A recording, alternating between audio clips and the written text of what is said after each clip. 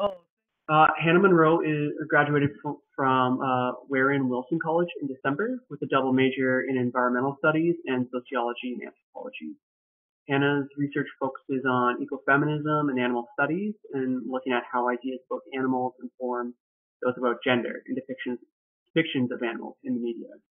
Um, Hannah is interested in feminist approaches to animal rights activism and plans to work in animal rights activism and then eventually go on to graduate school for a PhD in sociology, focusing on ecofeminism, animal studies, and veganism. So, Hannah, you are ready to go, and you can just give me a cue for your presentation. Okay, great. Thanks. Can everyone hear me? Great. And you can put up my presentation now.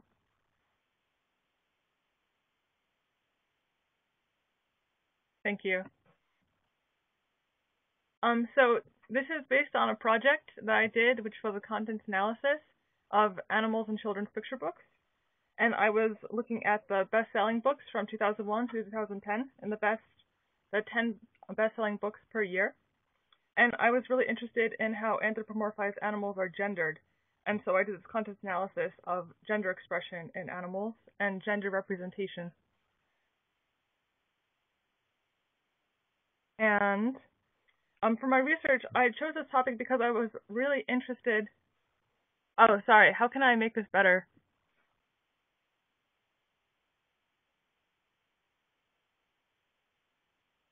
So, Hannah, if you just maybe lean into the camera a little bit more.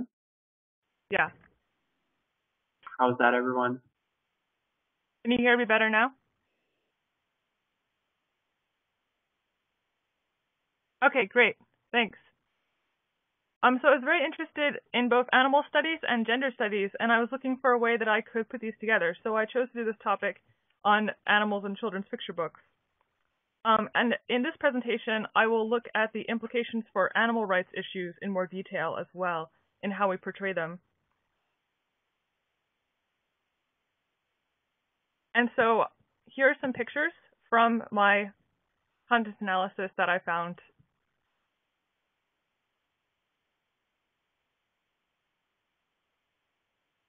So for my theoretical approach, the first approach I used was around gender socialization and performance.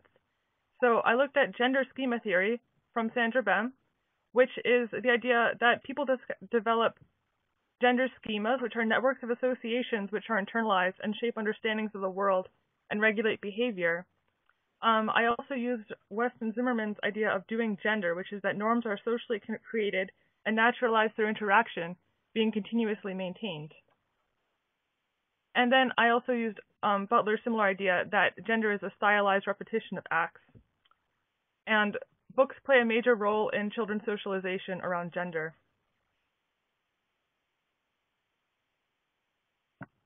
So the next approach I used was gender representation in books. In my research, I found that in books, children's books, women have been consistently underrepresented, and that this happens especially when characters are animals. Even non-gendered characters often are gendered as male, which reflects Audre Lorde's idea of the mythical norm and the idea that people are assumed to be white, heterosexual, and male. And I've also found in the research that stereotypical depictions of gender were common in these books and were consistent over time. And this underrepresentation and stereotypical depiction of women can give children the impression that women aren't important. And this is especially an issue because these books are the best-selling books that I'm studying. So this is really like influencing children, and these are books that are purchased a lot. A lot of previous studies have focused on award-winning books,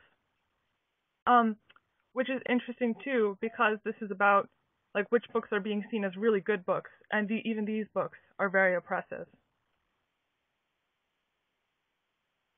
So the last theoretical approach I used was around animal symbolism. So Steve Baker says that animals are reflections of our beliefs and human culture, and that often the way they're depicted has more to do with humans than with the animals themselves. in Ortner's essay, Is Female to Male as Nature as a Culture, she talks about how nature is devalued cross-culturally, and women are devalued cross-culturally because they are associated with nature. Lerner and Koloff argue this as well, and saying that women are seen as closer to nature. They say that construction of gender onto non-human animals certainly contributes to maintaining the salience of gender distinctions in human social life. So we use animals in a way that naturalizes our social norms and naturalizes these gender distinctions. And Carol Adams talks about this as well, saying that women are symbolically oppressed through depictions of animals. And in her book, The Sexual Politics of Meat, Carol talks about how pronouns tend to be specific to how we view animals. So we gender animals as female when they're animals that we use for food or products. And we gender animals as male when we're afraid of them. So this is another way that gender is being naturalized through depictions of animals. McCabe et al. Say that the consistent underrepresentation of females may reveal a subtle kind of symbolic annihilation of women disguised through animal imagery.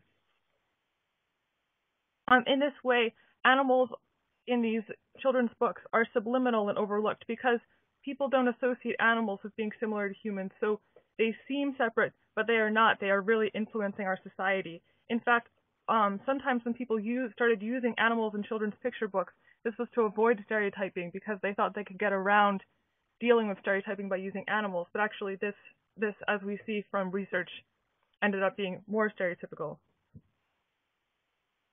Also, we use animals to naturalize social norms because we see them as closer to nature and we associate nature with morality.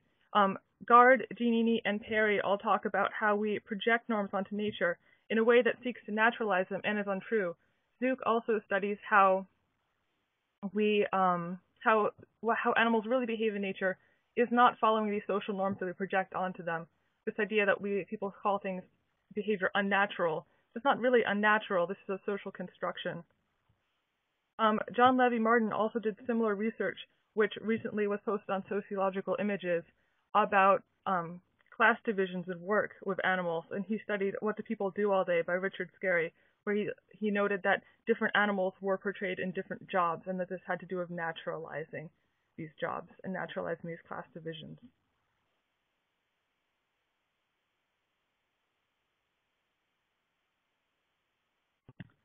So this is my methodology for my study. I did a purposive sample of the top 10 best-selling children's picture books per year, which were about anthropomorphized animal characters from the Library Book and Trade Annual. And so I went through the best-selling list, and I selected all the books that were about anthropomorphized animals and that were children's picture books. And then I studied these. I had 45 books total and 105 characters. And there were 45 books total because there were duplicates over the years. So some of these books are even more influential because they are best-selling for like many years in a row.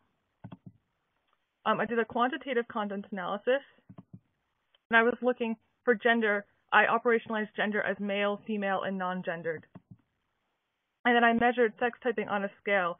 And Sandra Ben defined sex typing as the way that we attach masculinity and femininity to male and female. And I looked at gender in text and signifiers, text as in pronouns and signifiers as in visuals that we see as being masculine and feminine. And originally I was going to look at text, but signifiers is also important because most people assume these things, so it's important to look at this as well. And I measured sex typing through gender attributes that were expressed. So examples of masculine attributes I was looking for were independence, directedness, competitiveness, and then feminine attributes were dependence, submissiveness, emotionality. And I had a scale that was from strongly sex type to strongly opposite sex type. So strongly sex type would be very masculine men, and strongly opposite sex type would be very feminine men or very masculine women. And then I had non-sex type, which was in the middle. So for my instrument, first I had book information, title, author, illustrator, bestseller, year, etc. and gender of author and illustrator, because I was interested in that representation as well. I looked at gender of major and tertiary characters. And I identified the gender in the text and signifiers. And I counted expression of gender attributes. And I would tally how many times I saw the gender attributes expressed by the characters in pictures and in text. And then I put them on a scale. And then I made a scale where I subtracted them to see how different the totals for masculinity and femininity were.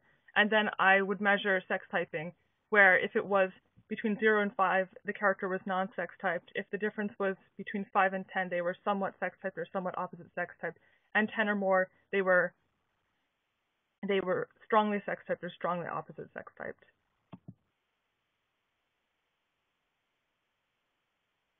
And so these are my findings. So my findings reveal a lot of underrepresentation of female characters. The blue represents male characters, and the green represents female characters.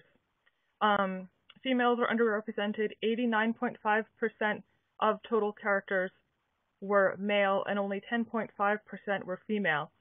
There was no representation of characters who were not gendered in either text or signifiers. Also, interestingly, I looked at tertiary characters and gender representation of tertiary characters. For them, there were 147 male characters, 141 female characters, and 72 non-gendered characters. And so, in this we can see that there's more representation of female and non-gendered characters in less important roles. And so this asks the question of what will children get from this? They see that women are being portrayed in less important roles, and that's where they have more representation.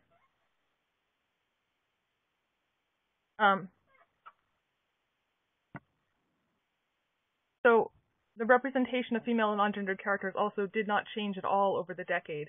Here you can see that the blue line at the top is male characters over the decade, and the green line on the bottom is female characters.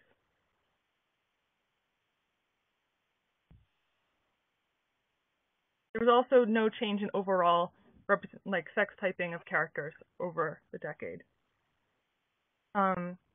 Here on this graph, you can see the sex typing representation. 49.5% of characters were sex typed, 33.3% were non-sex typed, and only 17.2% of characters were opposite sex typed. Also, my study found that there was greater diversity in female gender expression over the decade than with male characters. But this could also be due to low N values, because there were just so few female characters to study that the results might be skewed by that. But you can see here that the green line represents female characters, and that moves from 1 being strongly opposite sex typed and 5 being strongly sex typed. It moves around a lot on the screen, whereas the blue line, which represents male characters, stays around somewhat sex typed throughout the decade, and this is the average. And where the green line breaks there, you can see that that's when there were no female characters at all in these books for 2002 and 2003.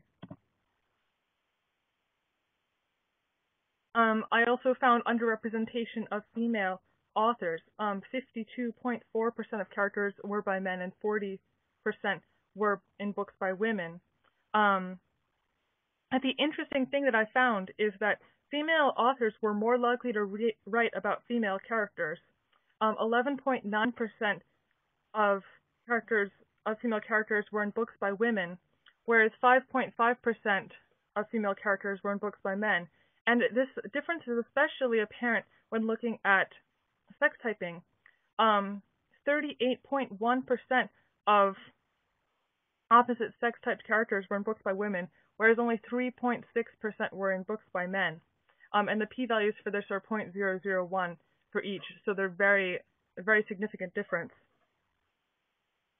So this really demonstrates that maybe if there were more books by women, we would see more diversity of character representation. So here are more pictures. Limitations on my study are potential gender bias, although I constructed my study to reduce bias. there also could have been some sampling error.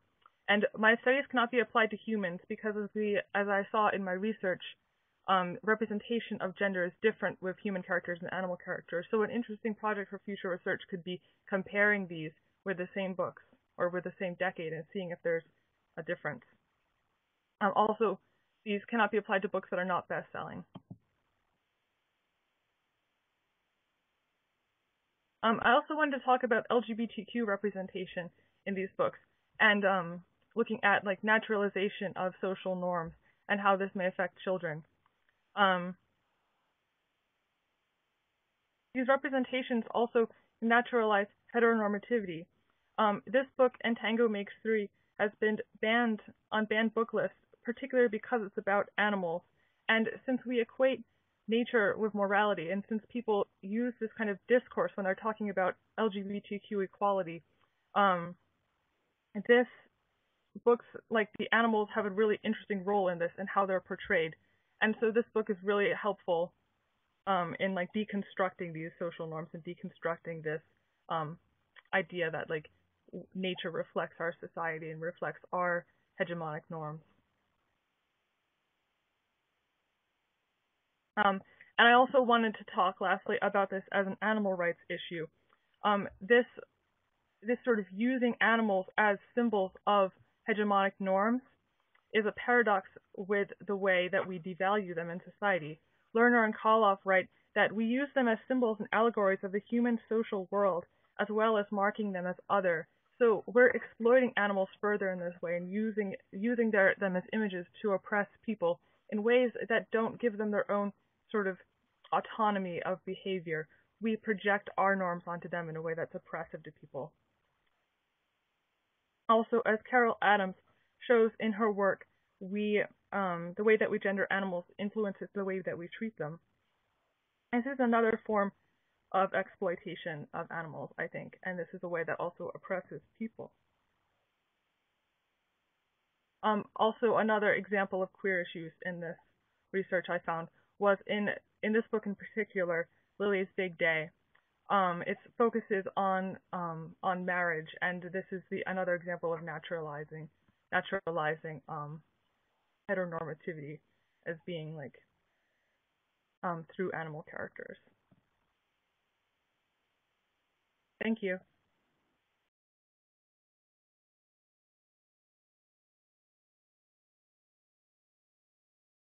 I tried to use visual cues that are very common in society, like the kind of like colors that male and female characters are wearing, and if those are like stereotypical, and like other like clothing characteristics, because I was hesitant to identify female and male characters visually in my study, but through talking to my advisor about it, I realized that since most of the children looking at these books would identify characters that way, I should do so to really get an accurate idea of how these animals are being represented.